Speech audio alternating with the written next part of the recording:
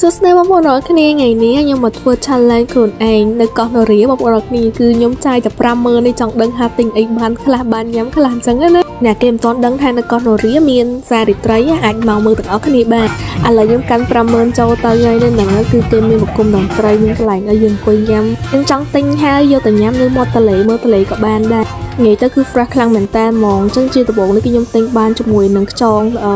ទឹកស៊ីអ៊ីវនេះបងប្អូនរាល់គ្នាតម្លៃវិញ 10000 មួយចានហើយដល់ពេលដាមកក៏ជួបជាមួយនឹងបងគាត់ចាប់ឲ្យភ្លក់ទឹកសណ្ដែកដល់ពេលភ្លក់ទឹក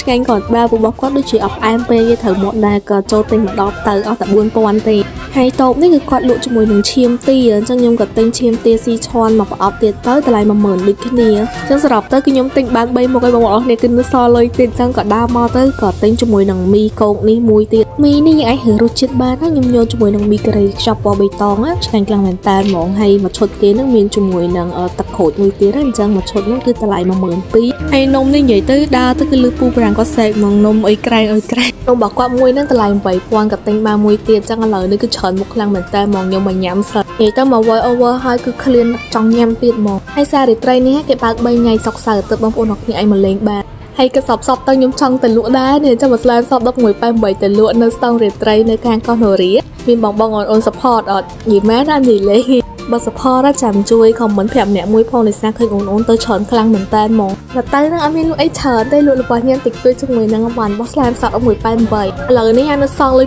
6000 ទៅបងប្អូនអរគ្នាយកមកទិញការ៉េមញ៉ាំបានដល់ទៅ2ដើមមកនឹង challenge 50000យើងបងប្អូនអរគ្នាគឺបានសម្រេចតែញ៉ាំបានមួយឆ្អែតតែម្ដងដែលមិនតន់តលេងអីអាចសាក់លបងតលេងបានគ្នាសប្បាយ